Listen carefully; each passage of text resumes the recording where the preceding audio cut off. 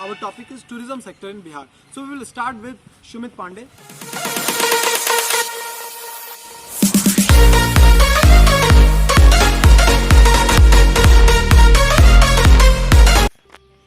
So hello my dear friends. Here we are to discuss a topic that is tourism sector in Bihar. So here are four guys. They all are my friends and they are from different schools and different backgrounds. So he's just pursuing his class 12 and he has completed his class 12 and he has completed his diploma, and I have also completed my class 12 and right now I am pursuing graduation. So it will surely be a good group discussion. So our topic is tourism sector in Bihar. So we will start with Shumit Pandey and he will give his own opinions. So please. Yes. Hello friends, my name is Sumit and I just completed my diploma in this year. और हम यहाँ पे discuss करेंगे कि बिहार में क्या tourism का sector का अभी का ग्रोथ रेट है और हम क्या कर सकते हैं। सबसे बड़ी बात हमारे यहाँ पे इस डिस्कशन में रहेगा कि हम क्या कर सकते हैं। ओके, सो जैसा कि हम जानते हैं हमारा जो बिहार है वो बहुत ही पिछड़ा राज्य है इन ऑल ओवर इंडिया। और यहाँ का पिछड़ा रहने का वजह होता है, किसी भी राज्य का पिछड़ा रहने का वजह होता है कि वहाँ पे बहुत ज़्यादा ट्रेड नहीं हो पा रहा है, वहाँ के लोगों के पास बहुत ज़्यादा रोजगार नहीं है करने के लिए।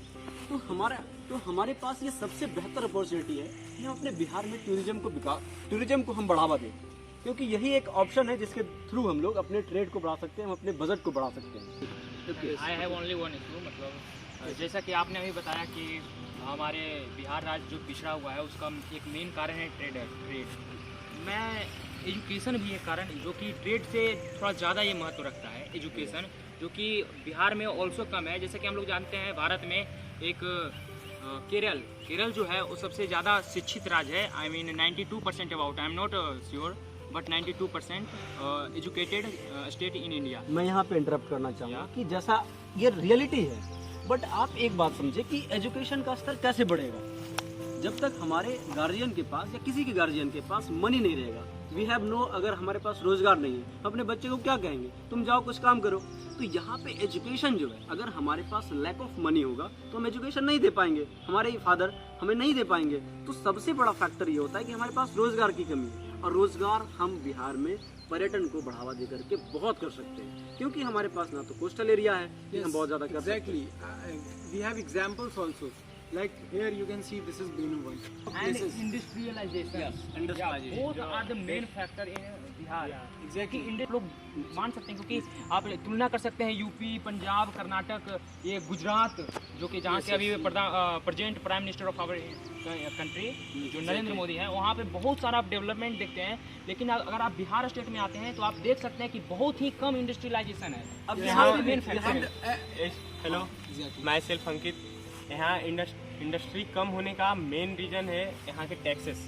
Other state for example Gujarat, here their chief minister Narendra Modi they make a corridor that's called world trade corridor. Here no taxes here नया इंडस्ट्री वहाँ के लगा सकते हैं आप। आपको ना तो गवर्नमेंट को टैक्स देना होगा, ना स्टेट गवर्नमेंट आपसे टैक्स लेगा, ना वो सेंट्रल गवर्नमेंट। वहाँ से जो प्रोडक्ट बनता है वो आप इंडिया में नहीं बेच सकते हैं, वो आप अदर कंट्री में जाकर बेच सकते हैं। बिहार के इंडस्ट्रियलाइजेशन में एक बात और मैं यहाँ पे ऐड करना चाहूँगा, क्योंकि हमारे यहाँ इंडस्ट्रियलाइजेशन क्यों नहीं हो पाया, इसका एक बेस्ट रीजन ये जो हो सकता है यहाँ की पॉलिटिक्स है और यहाँ का करप्शन रेट है। क्योंकि Okay, just wait a minute. We are discussing on the tourism sector, so we should not go on the industrialization and we should not go to the other prospects.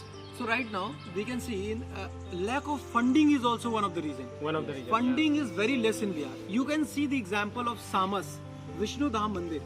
You can see this is the like world's biggest statue of Lord Vishnu, but still the government is not working. Like the mandir is still not made there from last 10 years. So due to lack of funding, due to lack of initiative, and I wonder कि अगर यही इसी तरह का मूर्ति अगर दूसरे state में, गुजरात जैसे स्टेट में होता, तो ये मंदिर अभी भारत का सबसे भव्य मंदिर में से एक होता। So lack of funding is also one of the reasons. तो देखिए, मैं बात करना चाहूँगा जैसे कि बिहार एक मतलब विकसित राज्यों में नहीं गिना जाता है, उसका एक मुख्य कारण हम आप लोगों को बताना चाहते हैं। जैसे कि सेंटर में सरकार रहती है, जैसे कि अभी नरेंद्र मोदी हैं, तो बहुत सारे मतलब क्या आप बोल सकते हैं, most of the year Bihar में जो सरकार है वो सेंटर में, केंद्र में सरकार किसी कहीं और का है और बिहार में सरकार कहीं और का है। जैसे कि आप लोग देख सकते हैं कि नीतीश कुमार जो कि नालंदा से बिलोंग करते हैं, तो जैसे कि वो नालंदा से बिलोंग करते हैं तो उनका एरिया में आप ज़्यादा डेवलपमेंट देख सकते हैं, जैसे कि राजगीर हो गया, वो आप देख सकते हैं। और ठीक उसी प्रकार से जब नरेंद्र मोदी जो प्राइम मिनिस्टर हैं तो वो जो डेवलप कर रहे हैं, फिर गुजरात में आप जाकर देख सकते हैं कि अदर स्टेट से ज़्यादा डेवलप गुजरात में है। आप लोगों को ये मानना पड़ेगा। Let me interrupt here. You are talking about the development. See, you are saying कि नीतीश कुमार का यहाँ अलग गवर्नमेंट है, वहाँ अलग गवर्नमेंट है. It is another issue. You are saying कि he is from Nalanda and he is developing the Rajgir. No, Rajgir has a different value in the whole world. Rajgir is a very great place. Yes. Like it is connected to Buddhism, it is connected to Jainism. So that is why it is being developed. Because it is the place where people from foreign comes, but people from foreign will not come to Sasaram, they will not come to Jamui, they will not come to Lakhisrai. There are many places, but this is a foreign destination. That is why it is being developed. So basically, in Bihar we can see that development is taking place. We can't say that development is not there in tourism sector.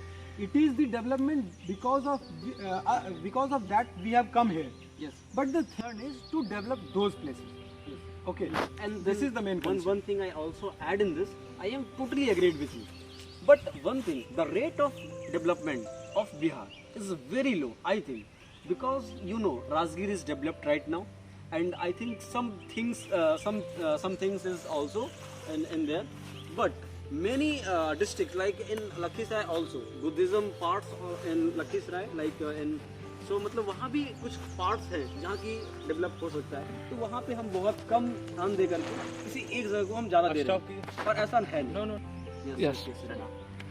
I think in whole discussion, industrialization is the main factor. Yes. Okay. So I think अगर आप industrialisation पे ज़्यादा work कर रहे हैं, अब ज़्यादा work करेंगे अभी के बाद से, तो आप ज़्यादा इम्प्रूवमेंट देखेंगे, आप ज़्यादा डेवलपमेंट देखेंगे आप बिहार में। तो जो इंडस्ट्रियलाइजेशन है वो मेन फैक्टर है, इसको आपको मानना पड़ेगा, जो कि बिहार में बहुत ही कम है और इसको आपको बढ़ाना है। क्योंकि ये पॉइंट जो है आपका बहुत सही है।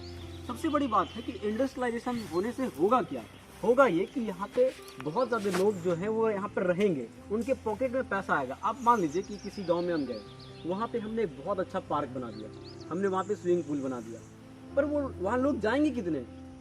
क्योंकि वहाँ लोग जाएंगे नहीं, रेवेन्यू जनरेट होगा नहीं। क्योंकि अगर हम कहीं पे बहुत अच्छा प्लेस ही बना दिए, मान लीजिए राजगीर में हमने बहुत अच्छा प्लेस बना लिया, पर यहाँ के लोगों का इनकम रेट बहुत लो है, लोग पैसा कमा ही नहीं पा रहे, तो लोग देखने कितने लोग यही है जो कि जैसे कि आप बिहार में जितने भी लोग हैं, आप भारत के किसी भी राज्य में चल जाएं तो आपको बिहार के लोग मिल जाएंगे। उसका एक सबसे बड़ा ये कारण है क्योंकि बिहार में इंडस्ट्री नहीं है और बाकी जो स्टेट है वहाँ पे वर्क करने के लिए जाते हैं और वर्क करके जो वहाँ पे रेवेन्यू लेते हैं, जो भी पैसा कमाते हैं वो इन्वेस्ट करते हैं अपने बच्चों को पढ़ाने के लिए। तो अगर आप बिहार में इंडस्ट्रियलाइजेशन अगर ला दीजिएगा तो यहाँ से एजुकेशन भी बढ़ सकती है। ओके, आप अपना ओपिनियन रखिए। यहाँ हम लोग सभी 4 लड़के जो हैं वो about discussion in how to increase tourist in Bihar. हम बिहार में कैसे पर्यटक को आकर्षित कर सकते हैं। अभी बिहार में घूमने का बहुत अच्छा जगह है। सबसे मेन जगह राजगीर, यहाँ बहुत सारे अच्छे पैलेस हैं, जैसे बेनुवन, विश्व शांति स्तूप एंड घोड़ा Katora. Main reason of not more then tourist come here because they not known well. वो अच्छे से जानते ही नहीं है यहाँ है क्या। हमने आज तक कभी बताया ही नहीं कि बिहार में है क्या। एक very great point. Yes, Swami Vivekananda they tell Bihar एक ऐसा राज्य है जहाँ बुद्ध ने शिक्षा ग्रहण किया था। दैट्स नोन एज महाबोधि, बोध गया। बट पीपुल डोंट नो, लोग जानते ही नहीं है कि बिहार में है क्या। सबसे पहले हमें एक्सप्लोर करना होगा खुद। हम बिहार के हैं, हमें खुद एक्सप्लोर करना होगा कि बिहार में है क्या। हमको दिखाना होगा कि आप यहाँ आइए, यहाँ देखिए। I want to add some point in his points. Like he really corrected out, like he pointed out कि बिहार में है क्या, यही लोगों को नहीं पता है। And we know about Rajgir, we know about Bodh Gaya, because Lord Buddha got enlightenment here. So it is written in the book, and many authors, many persons have read this, so they know about Rajgir and Bodh Gaya. but they don't know about Gaya. They don't know about many different places like Sasaram and all, because it is mentioned very less in the books. So it is our responsibility to make blogs, to advertise the places of Bihar, and here from the Instagram reels and Facebook reels, we are connecting with the people. We are showing that कि बिहार में ये भी है जो media नहीं दिखाती है. By generating this kind of reels and all, we are doing this. So really, by the time it will develop. Follow and subscribe. And share also, bro. Exactly, In and your it will one be, group. it will be very beneficial if you are also preparing for some Air GD Force, in yeah. the future. So that you will get to understand ki which type of mistakes all guys were doing. These are the first GD of these three guys. I have done many GD, let me tell you. So they have done a lot of mistakes. Here you can see in this video, and so that you can improve in the And next GD. you also share your opinion in comment box. Thank you very Thank you. So friends, you have seen the group discussion which we have done in Rajgir. हम लोग एक trip पे गए थे और वहीं पे हम लोग सडनली उस जगह को देख के हम लोगों ने प्लान कर लिया कि चलो एक ग्रुप डिस्कशन करते हैं. I was leading it because being a senior मैं सोच रहा था कि लोगों को सिखाऊं, इन बच्चों को, इन दोस्तों को, कि कैसे ग्रुप डिस्कशन होता है एसएसबी में और भी एयरफोर्स वगैरह में कैसे डिस्कशन होता है. तो श्योरली आप लोगों ने देखा बहुत सारी मिस्टेक्स हुई है इस ग्रुप डिस्कशन में. इवन मैंने भी कुछ मिस्टेक्स करी है because it was not a planned discussion.